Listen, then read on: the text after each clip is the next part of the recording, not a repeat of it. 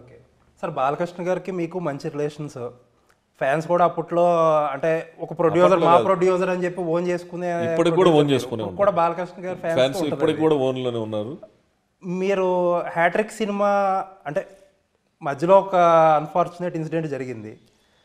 అందరికీ తెలిసిందే అది. ఇప్పుడు అంత మీరు మాట్లాడరు కూడా తెలుసు దాని గురించి. అందరికీ విచిత్రం ఏంటంటే ఇండస్ట్రీలో ఒక మాట అనుకుంటే మొహమొహాలు చూసుకోలేని ఇండస్ట్రీ ఇది. అలాంటిది మూడో సినిమా దాకా వెళ్ళారు. సినిమా జరగలేదు కానీ పూజ చేసేదాకా చేసాం. అది కథ సెట్ అవ్వక మేము అనుకున్న లైన్ ఏమో కుదిరింది. ఫుల్ బడ్జెట్కి వచ్చేసరికి నచ్చలేదు ఎవరికి, డైరెక్టర్ గారికి కానీ హీరో గారికి మాకు కానీ నచ్చలేదు. సో డ్రాప్ అయ్యాం. తర్వాత ఎంత ప్రయత్నించినా మంచి స్క్రిప్ట్ దొరకలే. ఇంకా ఆ రేంజ్లో ఇలా మనం చెన్నకేశ్వర ఎలక్షన్ తర్వాత ఆ రేంజ్లో చేయాలి, లేకపోతే ఏదో ఒకటి చేసేయడానికి ఎవరికి ఇష్టం లేదు.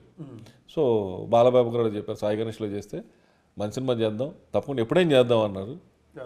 జరగచ్చు, జరగదు. హరహర మహాదేవ్ అని చెప్పి ఒక సినిమా ఓపెనింగ్ చేశారు, రామనాయుడులో ఓపెన్ చేశారు. అవును, అంటే అప్పుడు కథ లేదు, కథ ఉంది, లైన్ ఉంది.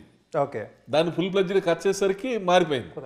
నాకు బాగా గుర్తు సార్, అప్పుడు వేరే వేరే హీరోల ఫోటోలు మీరు గుర్తుంటే మన విశ్వరూపం సినిమాలో కమల్ హాసన్ గారు స్టిల్ ఒకటి బాలకృష్ణ గారిది పెట్టి అలా కొంచెం ఎడిట్ చేసి పెట్టారు, గుర్తుందో లేదో మీకు. పోస్టర్ రిలీజ్ చేశారు. నాకు ఐడియా లేదు, అది కొంచెం చాలా రోజులు అయిపోయింది, 10 ఏళ్ళు అయిపోయింది కదా. అప్పుడు కొంచెం నెగిటివ్ అయ్యింది అది. ఉండొచ్చు సార్. ఎన్టీఆర్ గారితో మీ రభస సినిమా చేశారు. ఆ సినిమా ఎందుకు సార్ లాస్ట్ మినిట్లో మధ్యలో షూటింగ్ ఆపేశారు? మళ్ళా రభస చివరి నిమిషంలో కూడా కొంచెం రిలీజ్కి ఇబ్బంది పడ్డారు మీరు. ఏదో ముంబై ఫైనాన్షియల్ ఇష్యూస్ అని చెప్పి యూఎస్లో కొన్ని షోలు క్యాన్సిల్ అవ్వడం. లేదండి, రభసకి అట్లాంటిది ఏం జరగలేదు. ఓకే, రభస టైంకి రిలీజ్ అయింది, టైంకి అన్ని చోట్ల షో పడింది.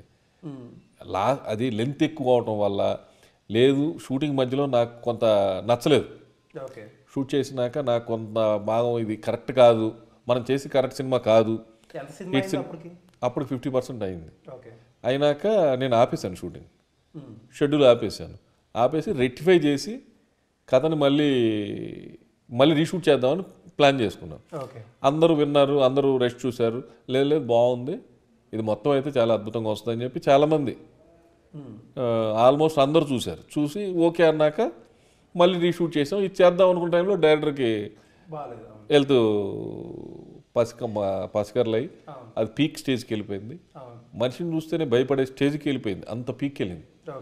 ఓ మనిషి పసికర్లు అంటే కళ్ళలో వస్తుంది, గ్రీన్గా అవుతుంది అట్లా కాకుండా మనిషి టోటల్గా ఎల్లో అయిపోయాడు.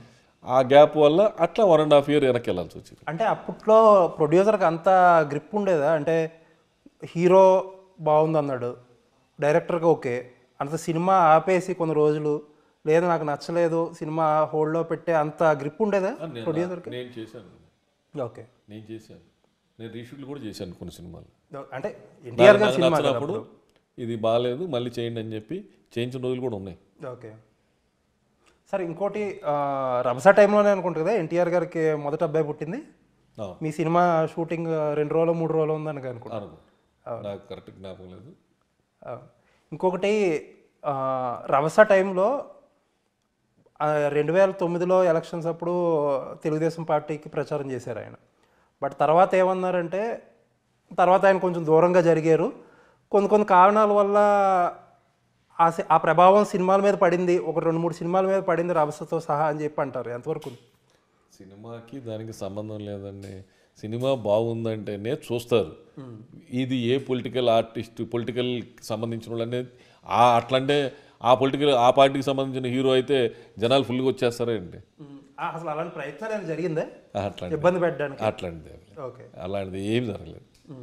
అలా జరిగితే మరి ఇప్పుడున్న పరిస్థితుల్లో మరి మన దేవరాకి అంత రేట్లు టికెట్లు అవి ఇవ్వరు కదా. ఇచ్చారంటే గవర్నమెంట్లో అట్లాంటిది ఏమి ఉండదు, యాంటీ చేద్దాం వాళ్ళకి వీళ్ళకి యాంటీ చేద్దాం అనేది లేదు. మన దగ్గర లేదు, తెలుగు రాష్ట్రాల్లో ఎక్కడా లేదు అలాంటిది. అదే అందుకే మీరు చెప్తే కరెక్ట్గా ఉంటుంది. అప్పుడు ప్రత్యక్ష సాక్షి, అప్పుడు దీనికి ప్రొడ్యూసర్ కాబట్టి మీరు చెప్తేనే కరెక్ట్గా ఉంటుంది. అట్లాంటిది ఏమి లేదు. ఓకే, అంత